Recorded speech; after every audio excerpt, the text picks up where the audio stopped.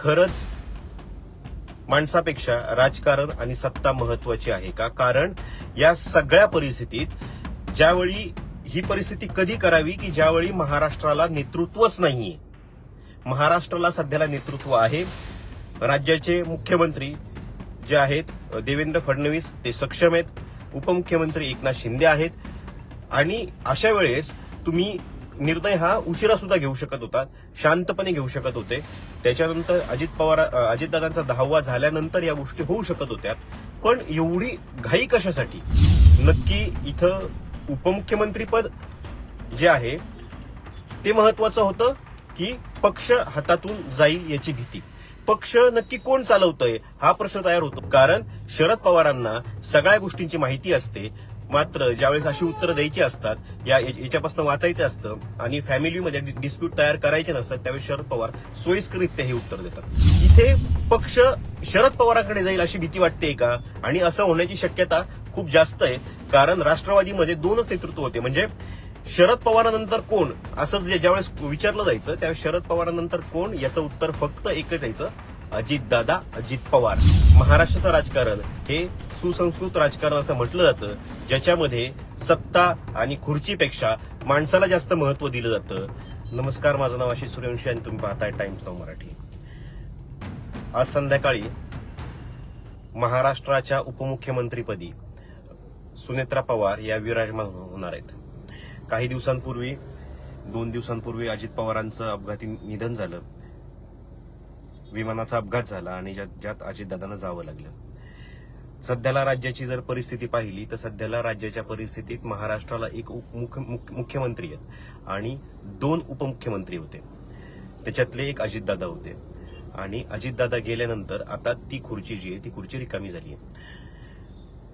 अजितदादांचा 10वाही झालेला नाहीये. अजितदादांच्या ज्या अस्थी आहे त्यांना निरेमध्ये त्यांना विसर्जित करण्यात आलं आणि अजितदादा अनंतात विलीन झाले. पण याच्यानंतर जी घाई चालू झाली आहे ना, ती घाई या सगळ्या गोष्टींमध्ये एक प्रश्न तयार करते की माणसापेक्षा सत्ता आणि राजकारण जास्त महत्वाचं असतं का? ज्यावेळी शरद पवारांना याच्याबद्दल प्रश्न विचारला गेला की सुनेत्रा पवार महाराष्ट्राचे उपमुख्यमंत्री होणार आहेत आणि त्याच्याबद्दल तुम्हाला काय वाटतं, ते म्हणजे मला माहितीच नाहीये काही. माहिती नाहीये काही. एका घरातले एक पवार परिवार, अजितदादा त्यातले, दोन्ही कुटुंब गेल्या काही काळात एकत्र येतील असं वाटत होतं. महानगरपालिकेच्या निवडणुका आहेत त्या एकत्र लढवलेल्या होत्या. दिवाळी एकत्र साजरी केलेली होती. सुप्रिया सुळेंना ढसाढसा रडताना आपण या सगळ्या याच्यात पाहिलं. पूर्ण परिवार एकत्र आलेला पाहिलं. सुनेत्रा पवारांना घेऊन सुप्रिया सुळे गेल्या, सगळ्या गोष्टी केल्या आणि नंतर पुढे सगळ्या गोष्टी ज्या व्हायच्या त्या झाल्या. पण याच्यात एक प्रश्न तयार होतो की खरंच माणसापेक्षा राजकारण आणि सत्ता महत्वाची आहे का? कारण या सगळ्या परिस्थितीत ज्यावेळी ही परिस्थिती कधी करावी की ज्यावेळी महाराष्ट्राला नेतृत्वच नाहीये. महाराष्ट्राला सध्याला नेतृत्व आहे. राज्याचे मुख्यमंत्री जे आहेत देवेंद्र फडणवीस ते सक्षम आहेत. उपमुख्यमंत्री एकनाथ शिंदे आहेत. आणि अशा वेळेस तुम्ही निर्णय हा उशिरा सुद्धा घेऊ शकत होता, शांतपणे घेऊ शकत होते. त्याच्यानंतर अजितदादांचा 10वा झाल्यानंतर या गोष्टी होऊ शकत होत्या.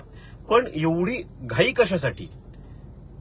आणि त्याच्यामुळेच इथं प्रश्न तयार होतो की नक्की इथं उपमुख्यमंत्रीपद जे आहे ते महत्वाचं होतं की पक्ष हातातून जाईल याची भीती? कारण अजितदादा गेल्यानंतर पक्षाचे ते पुन्हा एकदा पूर्णपणे शरद पवारांकडे जात आहे की काय अशी भीती तयार व्हायला लागलेली होती. आणि त्याच्यानंतर बैठकांचं सत्र सुरू झालेलं होतं. या बैठकांच्या सत्रामध्ये कोण होते तर अजित पवारांसोबत असणारे 2 मुख्य नेते होते आणि त्याच्यात त्यांनी सुनेत्रा पवारांना घेतलेलं होतं. 2 मुख्य नेते कोण हे मला सांगण्याची गरज नाही, तरी मी सांगतोय. 2 मुख्य नेते होते. एक होते सुनील तटकरे आणि दुसरे होते प्रफुल्ल पटेल. आणि हेच 2 नेते होते. असं म्हटलं जातं की राष्ट्रवादी ज्यावेळेस वेगळी झाली ती कशी वेगळी झाली, त्याच्या बैठका ज्या झाल्या या सगळ्या बैठकांना सुनील तटकरे आणि प्रफुल्ल पटेल होते. याच्याशिवाय धनंजय मुंडे सुद्धा होते. आणि या सगळ्या जो काही सध्याला कारभार चालू आहे याच्यामध्ये पक्ष नक्की कोण चालवतंय हा प्रश्न तयार होतो. कारण सुनेत्रा पवार ज्या आहेत, सुनेत्रा पवारांना ज्यावेळेस बारामतीची निवडणूक लढवली खासदारकीची, त्यावेळेस सगळं अजितदादा सांगत होते. कशा प्रकारे बोलायचं, कशा प्रकारे काही गोष्टी करायच्या. राजकारणाबद्दल सुनेत्रा पवारांना खूप कमी माहिती आहे आणि त्याच्यामुळे जे काही चाललं होतं ते अजितदादांमुळे चाललं होतं.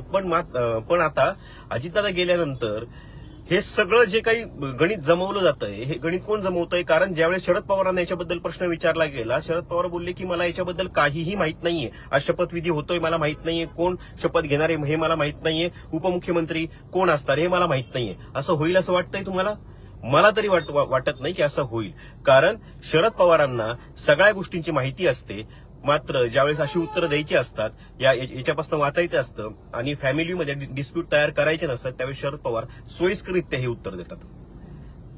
आणि त्याच्यामुळे प्रश्न तयार होतो की इथे पक्ष शरद पवारांकडे जाईल अशी भीती वाटते का?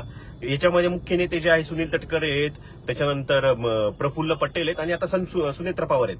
पार्थ पवार राजकारणापासून लांब आहेत. अजूनपर्यंत ते आले होते, ते निवडणूक लढवण्याचा प्रयत्न केला, मात्र त्यांना पराभवाचा सामना करायला लागला. मावळ मतदारसंघातनं ते उभे होते आणि तिथं त्यांना पराभवाचा सामना करायला लागला. भाजपकडून तो पराभव झालेला होता. त्याच्यामुळे पार्थ पवार लांब आहे, जय पवार याच्यामध्ये नाही आहेत, सुनेत्रा पवार राजकारणात आलेले आहेत. पण याला सगळी बॅकिंग जी दिली जाते ती बॅकिंग कोण देतंय? तर याची जी उत्तरं आहेत ना, याची उत्तरं त्या बैठकांमध्ये जे लोक उपस्थित आहेत त्यांच्यावरनं तयार होतात. एक सुनील तटकरे आणि प्रफुल्ल पटेल. त्याच्यामुळे यांना भीती कुठली वाटते? तर जे काही राजकीय विश्लेषक सांगतायत तर भीती उपमुख्यमंत्री पदाची नाहीये. भीती आहे आपल्यातले आमदार पुन्हा एकदा शरद पवारांकडे जातील का याची.